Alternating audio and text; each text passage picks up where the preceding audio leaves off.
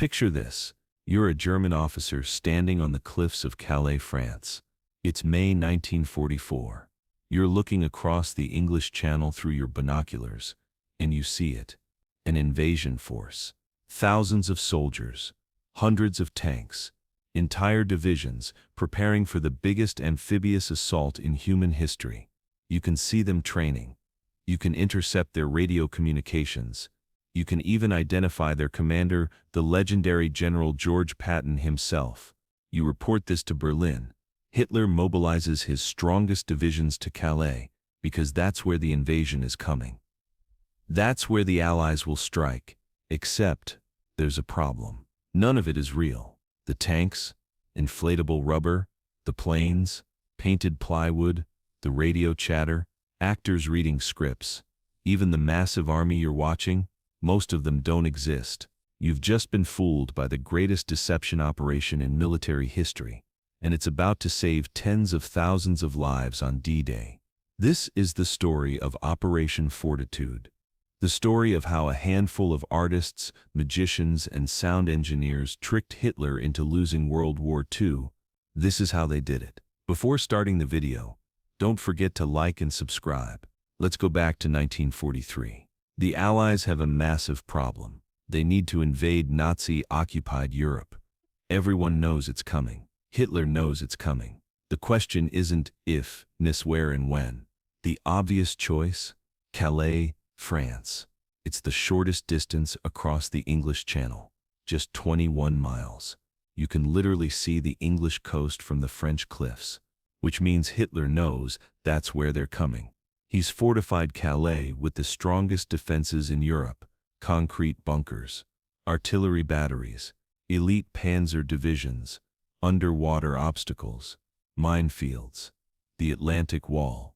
If the Allies invade Calais, it'll be a bloodbath, so they choose a different beach, Normandy.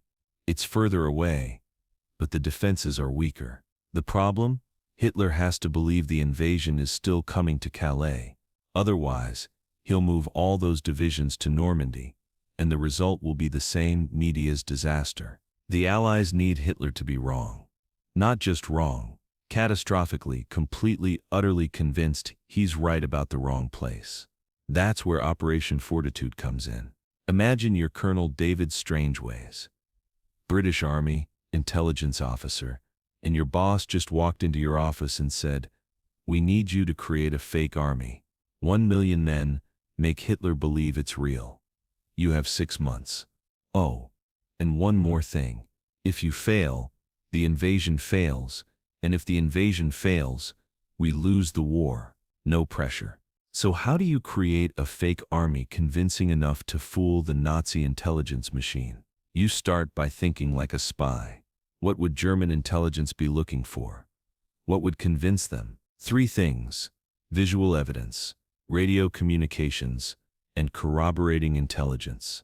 Give them all 3, and they'll believe anything. Let's start with the visual. Early 1944, a British film studio outside London. A group of people are building tanks. Not real tanks, inflatable tanks, made of rubber and canvas. They look ridiculous up close, like pool toys shaped like military vehicles. But here's the thing. They're not meant to be seen up close. They're meant to be photographed from German reconnaissance planes flying at 20,000 feet. From that height, with period cameras, these inflatable tanks look absolutely real. The team building them? They're not soldiers. They're artists. Set designers from the film industry, sculptors, even a few magicians, people who understand visual deception. They create everything. Inflatable Sherman tanks. Fake landing craft made of painted canvas stretched over wooden frames. Even dummy soldiers, cutouts positioned around camps to create the illusion of activity. But inflatables alone aren't enough. German intelligence would be suspicious if they only saw static equipment. They need to see an active, living, breathing military base. So the team gets creative. They bring in real soldiers, just a few hundred, and have them move around the bases in specific patterns, creating tire tracks, footpaths, The kind of wear and tear you'd see in a real military camp. They hang laundry on lines. They set up fake radio antennas. They even create fake field kitchens with real smoke coming from chimneys, simulating meal times. And here's my favorite detail. They hired local contractors to build infrastructure around these fake bases: roads, drainage systems, storage facilities. Why? Because German spies in England would report construction activity, and that construction would confirm the bases were real. Think about that level of detail. They weren't just creating props, they were creating an entire living ecosystem that would hold up to scrutiny from multiple intelligence angles. But the visual deception is only part one. Part two? Sound. Let me introduce you to something called the 23rd Headquarters Special Troops. Officially, they were a support unit. Unofficially, they were magicians in uniform. These guys pioneered something called sonic deception. Here's how it worked. They recorded real sounds of military operations: tanks moving, troops marching, equipment being loaded. Then they played those recordings through massive speakers hidden in the countryside near the fake bases. German listening posts across the channel would pick up these sounds, and they'd report, "We can hear American armor massing near Dover." Except there was no armor, just recordings and speakers. But the sonic deception went even deeper. They studied how sound travels. They knew that at certain times of day, with certain weather conditions, sound carries further across water, so they'd time their playback perfectly to maximize what German listening posts could hear. One soldier from the unit later said, "We were basically a traveling theater company, except instead of entertaining an audience, we were fooling an enemy." The attention to detail was insane. They'd play recordings of construction equipment during the day, tank engines at night, even arguments between soldiers, because real camps aren't silent and orderly all the time. And it worked. German intelligence reports from early 1944 consistently mentioned hearing American forces massing near Calais. But there was still one more layer to this deception. The most important one: radio traffic. Now let's talk about the crown jewel of Operation Fortitude. The piece that made everything believable. The 1st United States Army Group. On paper, FUSAG was massive. 11 divisions, 150,000 men, hundreds of tanks and aircraft, staging in southeastern England, directly across from Calais, and commanding this enormous force, General George S. Patton, the most famous, most feared American general of the war. The man Germans respected and feared more than any other Allied commander. Here's the thing: FUSAG didn't exist. It was entirely fictional. A ghost army. And Patton was assigned to command it specifically because German intelligence would believe he'd lead the main invasion. The Allies knew German spies were watching Patton, so they made sure he was very publicly visible in southeastern England, attending events, inspecting troops, giving speeches. Meanwhile, the real invasion force was assembling in southwestern England, far from prying eyes.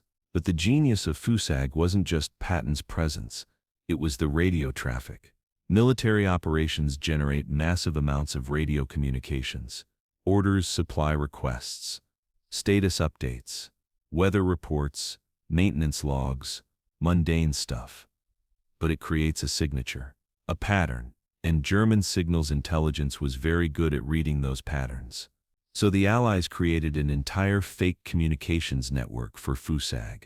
They had radio operators broadcasting thousands of messages every day, fake supply requisitions for tank fuel, fake medical reports for non-existent soldiers, fake maintenance schedules for imaginary vehicles. And here's the brilliant part: they made deliberate mistakes. Real radio operators sometimes break protocol. They slip up, use informal language, complain. So the FUSAG radio operators did the same. They'd occasionally broadcast in the clear instead of using codes. They'd make timing errors. They'd have accidental transmissions, because perfect radio discipline would be suspicious. But realistic human error, that makes it believable. German intelligence intercepted all of this. Thousands of hours of radio traffic, and they analyzed it, plotted it, built intelligence assessments around it, and they concluded, Fusag is real. It's massive, and it's about to invade Calais. Hitler believed it. He kept his strongest forces at Calais, waiting for Patton's Phantom Army. But the deception didn't stop there. Because the Allies knew they had to maintain this illusion even after D-Day began. Now let's add another layer to this already insane operation.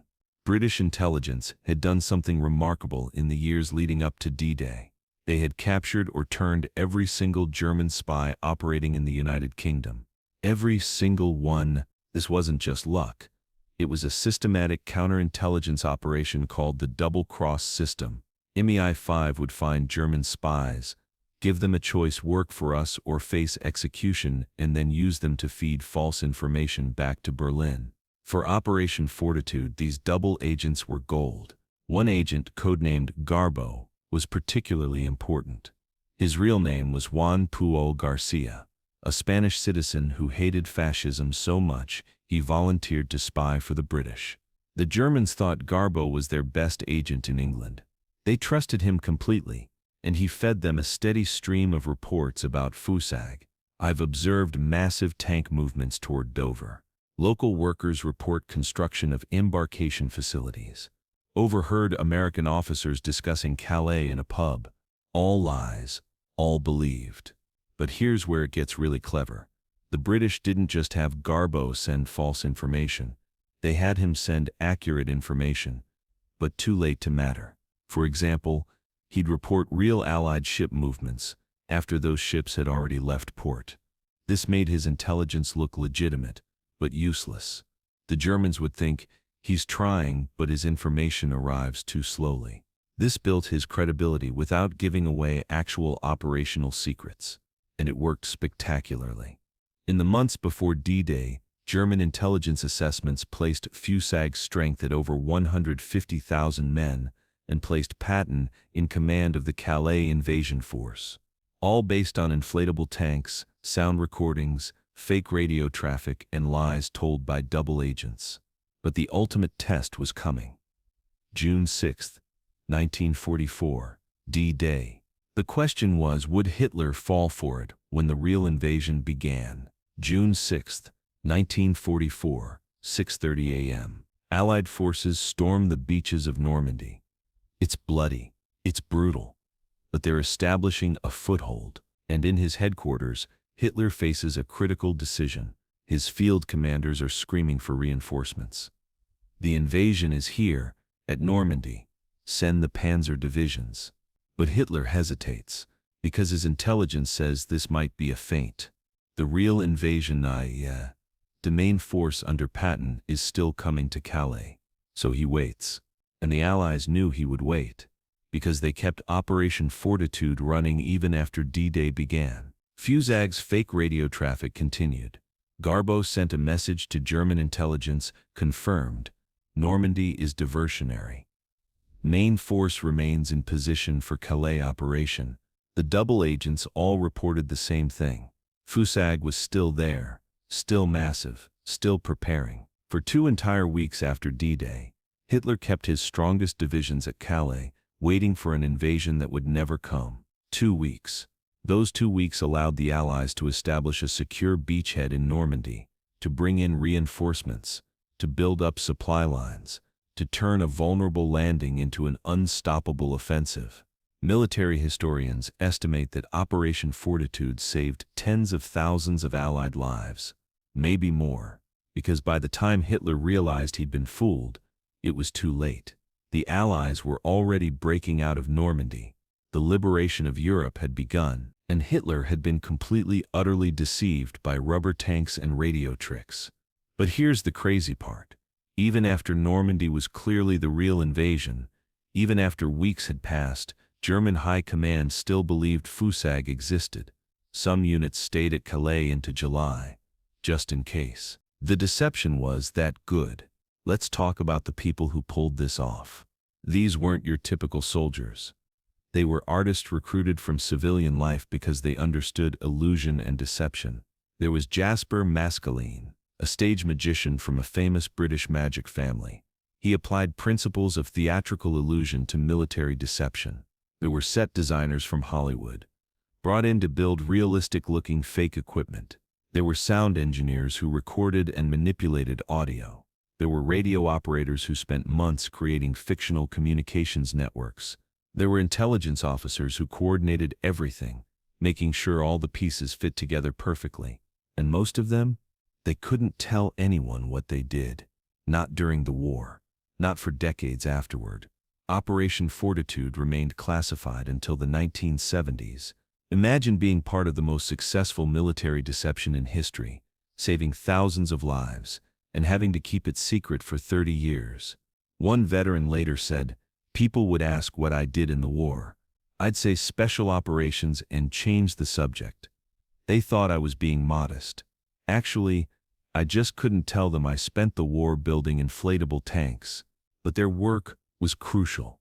Historians now recognize Operation Fortitude as one of the key factors in Allied victory in Europe. Think about that. Artists and magicians changed the course of World War II. So what can we learn from Operation Fortitude? First, never underestimate the power of information warfare. Hitler had the strongest military in Europe, but he made critical strategic errors because he believed false information. Second, the best deceptions are multi-layered. The Allies didn't just create fake tanks. They created a complete ecosystem of false evidence. Visual, audio, radio, human intelligence, all supporting the same lie. Third, details matter. It was the small things, dire tracks, laundry lines, radio mistakes, that made the deception believable. The Allies understood that German intelligence would be through, so they were through right back. Fourth, use your enemy's assumptions against them. The Allies knew Hitler expected the invasion at Calais, so they reinforced that expectation rather than trying to create a completely new false belief. And finally, the people behind the deception matter. The Allies didn't just assign random soldiers to this task. They recruited people with specific skills in art, theater, magic, and psychology. Operation Fortitude has been studied by military planners, intelligence agencies, and even business strategists for decades. Because the principles apply beyond warfare. Anytime you need to shape someone's perception, manage information, or create a strategic advantage through deception, the lessons from Operation Fortitude are relevant. But more than anything, Operation Fortitude reminds us that war isn't just about who has the biggest guns or the most soldiers. Sometimes it's about who tells the most convincing story. On June 6, 1944, thousands of young men stormed the beaches of Normandy. Many didn't make it home. But because of Operation Fortitude, many more survived than would have otherwise. Because Hitler's strongest divisions were in the wrong place, waiting for a ghost army that existed only on paper and in German imaginations. This is the story of how inflatable tanks, fake radio chatter, and a handful of creative minds fooled the Nazi war machine. The story of Operation Fortitude, the greatest magic trick in military history, and the reason D-Day succeeded. Now we are coming to the end of the video. If you like the video, don't forget to like and subscribe.